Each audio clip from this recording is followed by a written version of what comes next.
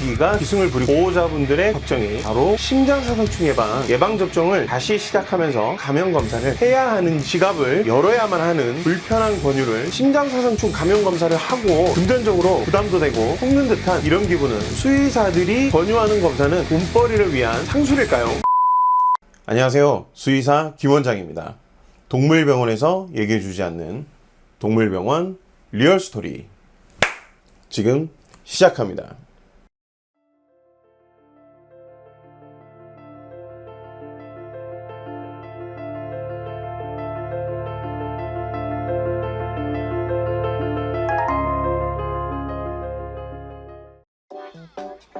날씨가 더워졌습니다. 거기에다 장마철로 습도도 높고 모기가 기승을 부리고 있죠. 그리고 보호자분들의 걱정이 다시 시작되는 시기이기도 하죠. 바로 심장사상충 예방.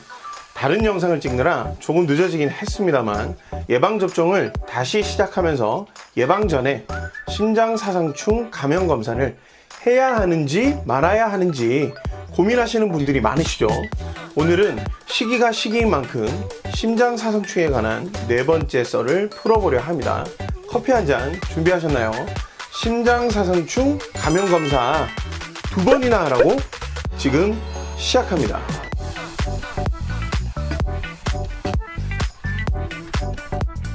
심장사상충 예방은 우선 하시라고 말씀드렸습니다. 잘 하고 계시죠?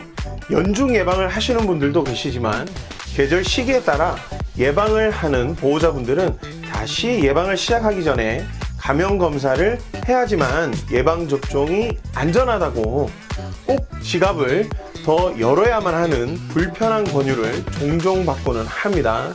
이와 관련해서 검색해보면 다시 예방을 시작하는데 심장사상충 감염검사를 하고 예방을 해야 하는 것이 사실이냐, 투약 중지한 지 몇 개월이 되었는데 투약 전 검사를 해야 하는지 등 여러 질문들을 볼 수 있습니다. 금전적으로 부담도 되고 뭔가 속는 듯한 이런 기분은 사실 감출 수가 없죠. 수의사들이 권유하는 검사는 돈벌이를 위한 상술일까요? 아니면 그들은 검사를 왜 하라고 권유하는 것일까요? 오늘은 그에 대한 오해와 진실에 대해 이야기해 보도록 하겠습니다. 사실 예방약 투약 전 감염 여부를 확인해야 하는 이유는 심장사상충에 대해 알고 있는 분들은 대부분 아실 거예요. 물론 저의 구독자분들도 다 알고 계시겠죠? 아실 거예요. 그죠? 네, 하긴 오래된 내용이라 잊어버렸을 수도 있죠. 여러분들은 우측 상단에 링크된 영상에 정답이 있으니 다시 한번 영상을 보시고요. 그리고 이번 영상을 이해하는 데도 필요한 내용이 있기 때문에 꼭 보시면 좋을 것 같습니다. 사실 투약 전 검사에 대한 질문들은 검사 필요성에 대한 질문도 있지만 예방을 어떻게 하고 있고 다시 예방을 시작하려고 한다, 검사를 어떻게 해야 하는지에 대한 질문들도 있었습니다. 예방은 한 달에 한 번 예방약 투약으로 쉽게 가능하지만 이 간단한 행위 뒤에는 복잡한 경우의 수가 있다고 링크된 영상에서 말씀드렸죠. 그러면 몇 가지 경우의 수를 두고 검사 방법에 대해 이야기를 해볼 텐데 그에 대해 알아보기 전에 일단 이 내용을 이해하시려면 잠복기 6개월에 대한 이해가 있으셔야 합니다.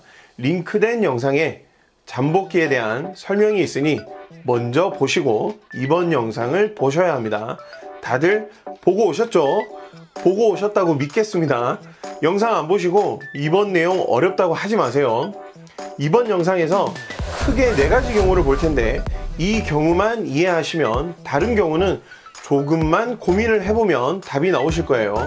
지속적으로 예방을 하는 경우는 성충에 감염될 가능성이 매우 낮은 케이스죠. 그런데 며칠 전 검색을 하다가 약을 꾸준하게 먹였는데 심장사상충에 걸렸다는 글이 올라온 걸 봤습니다.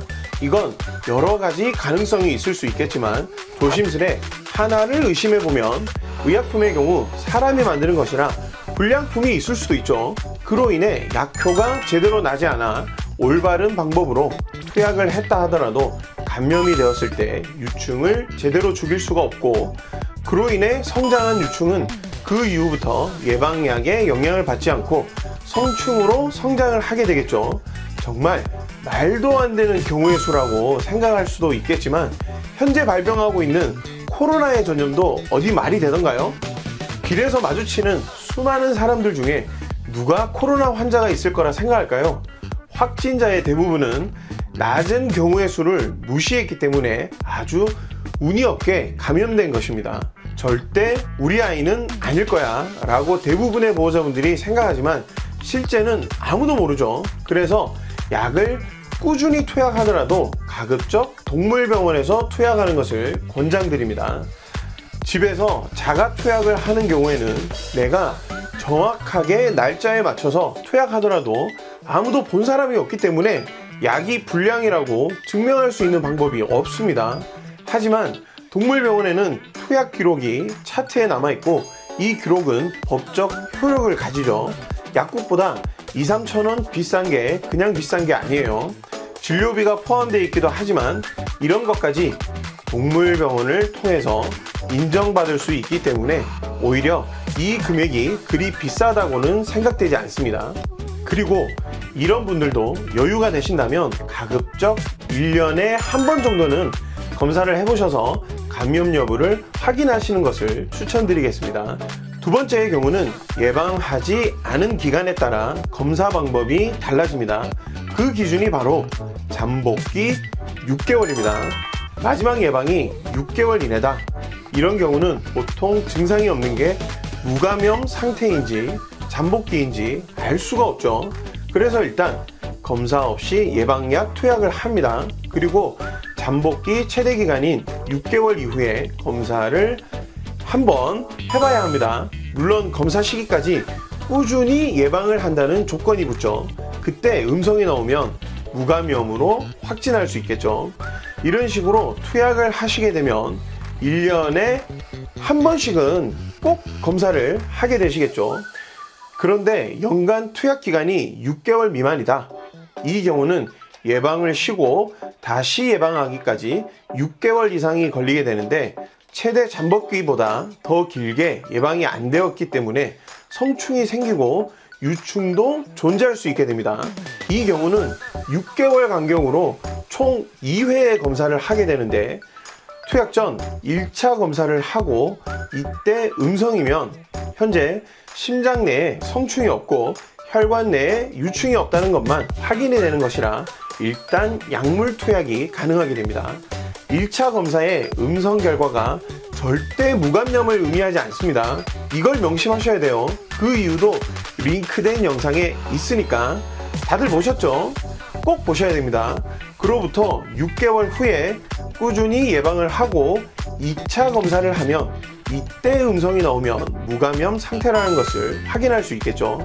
하지만 이번 조건은 연간 6개월 미만으로 예방을 하고 있으니까 다음 6개월 이후에도 그때 검사를 해도 잠복기일 수 있습니다. 그러면 이런 경우는 6개월 간격으로 지속적으로 검사를 해봐야 되겠죠. 그래야 정확한 결과를 알 수가 있어요. 이 경우는 검사 횟수도 많아지고 비용도 만만치 않게 들어가게 되겠죠. 이제 겨우 2가지 했는데 복잡하죠? 이해가 잘 안 되시면 다시 돌려보셔도 됩니다. 절대 시청 시간 늘리려고 하는 게 아니에요. 제가 원래 이번 영상을 한 편으로 제작하려고 했는데 그냥 봐도 어려운데 너무 길어지게 되면 더 어려워질 것 같아서 나머지 2가지 경우는 2편에서 이어가도록 하겠습니다. 이해가 잘 안 되신다면 꼭 우측에 링크된 심장사상충에 관한 첫 번째 영상을 다시 한번 확인해 보시고 이번 영상을 다시 보시면 좋으실 것 같아요. 오늘 영상이 도움이 되셨다면 구독, 좋아요, 알림 설정까지 꼭 부탁드리고요. 저는 댓글로 여러분들의 의견과 궁금증을 기다리고 있으니까요. 많은 의견 남겨주시고, 그럼 저는 다음 시간에 심장사상충 검사 2번이나 하라고 2편으로 다시 돌아오겠습니다.